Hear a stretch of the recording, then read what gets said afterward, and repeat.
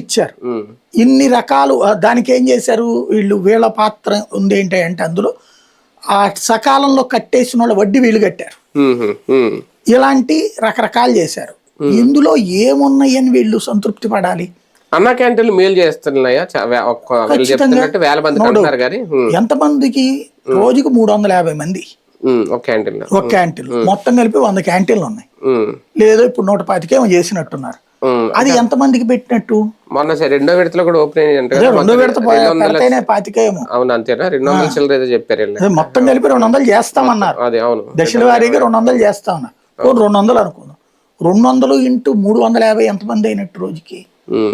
5 కోట్ల జనాభాలో ఆ సంఖ్య ఎంత? అదే కదా బేసిక్ గా.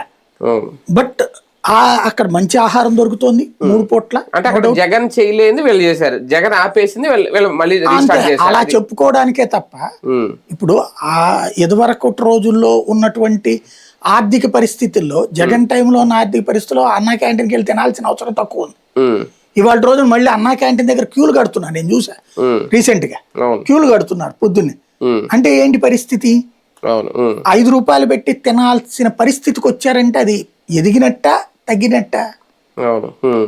అది కదా ఆలోచించుకోవాల్సింది. అమరావతి నిర్మాణం ఎఫెక్ట్ మొత్తం రాష్ట్ర వ్యాప్తంగా ఉన్న అన్ని జిల్లాల మీద, అన్ని ప్రాంతాల ప్రజల మీద ఉందా?